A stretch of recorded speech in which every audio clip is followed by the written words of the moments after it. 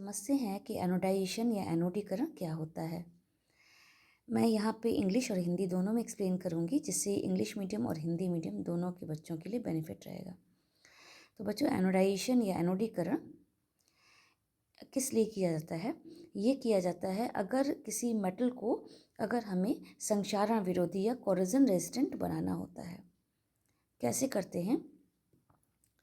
Anodisation एक ऐसा electrochemical process होता है जिसमें कि मेटल सरफेस के ऊपर मेटल के ऑक्साइड की एक परत चढ़ा दी जाती है, एक लेयर चढ़ा दी जाती है, जिससे कि वो मेटल कोरोजन रेजिस्टेंट या संक्षारण विरोधी हो जाता है।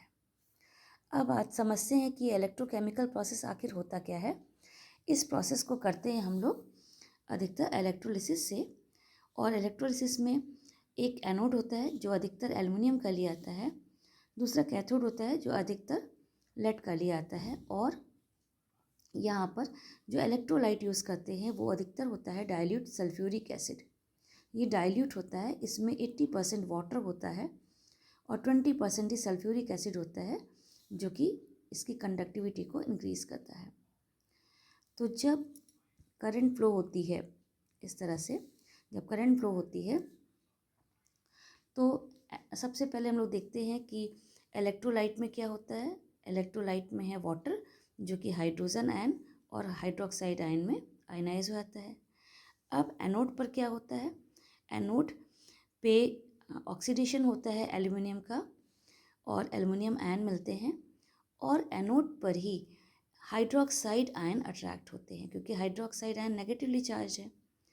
ये हाइड्रोक्साइड आयन एल्युमिनियम से रिएक्ट करके बनाते हैं एल्युमिनियम हाइड्रोक्साइड, जो कि बाद में कन्वर्ट हो जाता है एल्युमिनियम ऑक्साइड और वाटर में।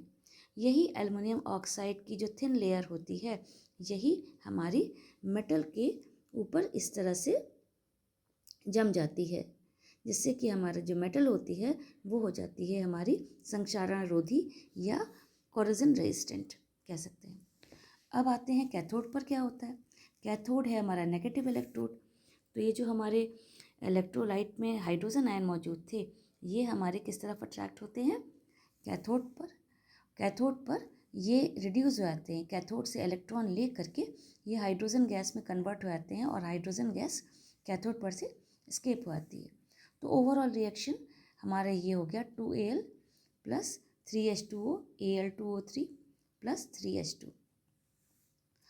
अब एनोडाइजेशन के बेनिफिट्स ये भी लिखना ज़रूरी होता है। सबसे पहले एनोडाइजेशन का बेनिफिट क्या है?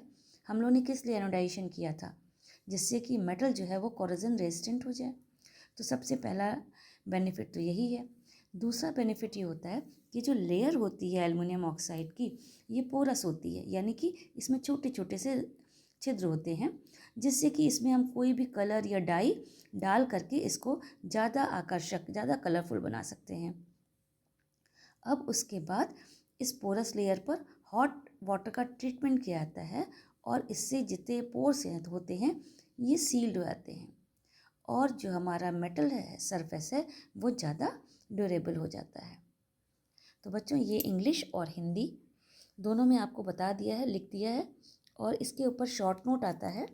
तो आप लोग इसको मैं पूरा एक बार आपको दिखा दे रही हूँ, जिससे कि आप लोग इसको नोट कर सकें।